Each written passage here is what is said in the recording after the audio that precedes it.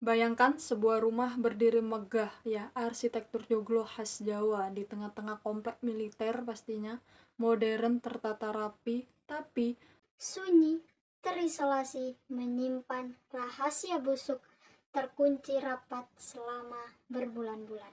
halo semuanya, selamat datang kembali. Cerita kali ini kita akan bawakan cerita dari sudut Bogor, Jawa Barat, tepatnya di Kelurahan Bojong Baru, di dalam sebuah komplek perumahan TNI. Kejadian ini bermula jauh di tahun 2000. Ya, paman dari Bang X yang biasa dipanggil Om Y membeli sebuah rumah bergaya joglo yang sangat unik pastinya dari senior militernya. Namun transaksi itu nggak biasanya. Transaksinya itu barter, teman-teman. Barter pakai mobil. Jadi mobil ditukar dengan rumah joglo tersebut. Ya kan, rumah joglo yang berdiri kokoh dengan ukiran khas Jawa pastinya, ya kan. Awalnya semua tampak biasa-biasa saja sehingga memasuki tahun 2005 dan 2006. Keluarga mulai merasakan adanya energi yang gak beres di rumah tersebut. Saat malam hari nih ya, saat malam hari. Dari arah kamar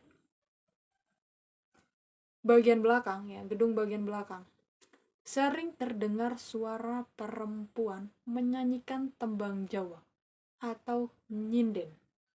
Nada yang sangat-sangat lirih. Beberapa anggota keluarga juga sering melihat bayangan hitam tinggi besar yang berdiri di sudut gudang tempat penyimpanan gamelan. Bahkan gangguan secara fisik mulai terjadi. Mereka sering mengalami fenomena rep-repan, kalau orang Jawa bilang, atau ketindihan. Jadi kondisi di mana mereka ya terbangun dari tidur, tapi tubuh mereka sama sekali nggak bisa digerakkan. Sementara di sudut kamar ada sosok yang mengawasinya. Memasuki awal bulan puasa di bulan Februari tahun 2026, pihak keluarga menyadari bahwa Om Y udah lama nih ya, udah lama nggak bisa dihubungi, ponselnya mati ya. Ketika beberapa kerabat mendatangi rumah tersebut, kondisinya terkunci rapat dari dalam. Ya, dari dalam nggak ada tanda-tanda ada kehidupan. Gerbang digembok, jendela tertutup rapat. Ya, seolah-olah nggak ada orang di dalamnya pasti. Ada satu detail arsitek yang paling penting dari rumah joglo ini apa? Jendela kayunya itu menggunakan ukiran tebal yang sangat-sangat presisi dan kedap udara. Inilah alasan kenapa tetangga di sekitar atau kerabat yang datang sama sekali nggak nyium bau aneh dari luar rumah. Namun, di dimensi secara spiritual ya, secara spiritualnya nggak bisa dibohongi. Sebelum jasadnya secara fisik ditemukan, keluarga besar mulai mendapatkan kunjungan. Di malam hari, beberapa anggota keluarga ngaku didatangin oleh sosok Om Y. Wajahnya pucat, matanya kosong, ya, pandangannya kosong, dan ia memanggil nama-nama mereka dengan suara parau atau suara lirih. Puncaknya terjadi di akhir Maret menuju April di tahun 2026. Bau menyengat akhirnya mulai merembes keluar dari celah kecil rumah ketika pintu dipaksa buka oleh pihak kepolisian dan keluarga. Mereka dihadapkan pada pemandangan yang sangat-sangat mengerikan. Lampu senter polisi nyorot di ruang gelap penuh debu mengarah ke sofa atau tempat tidur di mana terdapat siluet tubuh yang terbujur kaku. Terdapat cairan hitam di lantai sekitar jasad. Om Y ditemukan wafat dalam kondisi jasad yang sudah membusuk dan rusak karena faktor waktu yang hampir mencapai 2 bulan. Cairan jenazah bahkan merembes ke lantai kayu yang merusak struktur dan memicu pertumbuhan jamur hitam di sekitar ruangan. Tim forensik kepolisian segera melakukan olah TKP berdasarkan pemeriksaan medis. Kematian Om Y murni karena penyakit fisik, yaitu disentri akut.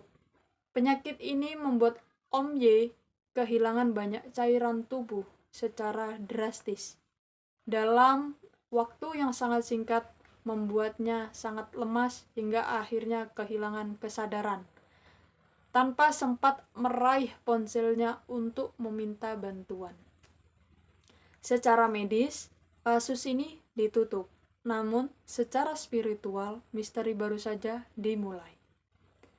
Setelah pemakaman selesai, dihadiri oleh keluarga dekat termasuk anak perempuan beliau yang saking lamanya terpisah, proses pembersihan rumah pun dilakukan. Ada satu kejadian yang di luar nalar yang dialami oleh mantan istri almarhum. Saat ia coba mencuci beberapa pakaian terakhir milik Om Y. Salah satunya adalah baju berwarna merah. Air di dalam ember tiba-tiba berubah jadi merah pekat dan kental. Di saat bersamaan, hawa dingin menusuk tulang, dan sosok bayangan menyerupai almarhum berdiri di sudut ruangan seolah-olah ingin menyampaikan pesan bahwa dirinya belum sepenuhnya tenang. Kejadian aneh ini diperkuat oleh rekaman CCTV yang dipasang di salah satu sudut luar rumah. Dalam rekaman tersebut ada momen di mana seorang tamu yang datang tiba-tiba seperti terangkat sedikit dari tanah secara perlahan. Lalu, tiba-tiba dia dijatuhkan begitu saja, seolah-olah ada energi yang tak kasat mata yang sedang bermain-main dengannya. Rumah joglo di Bojongbaro itu kini berdiri sunyi, meski telah didatangkan pemuka agama untuk membacakan doa-doa netralisasi kabarnya.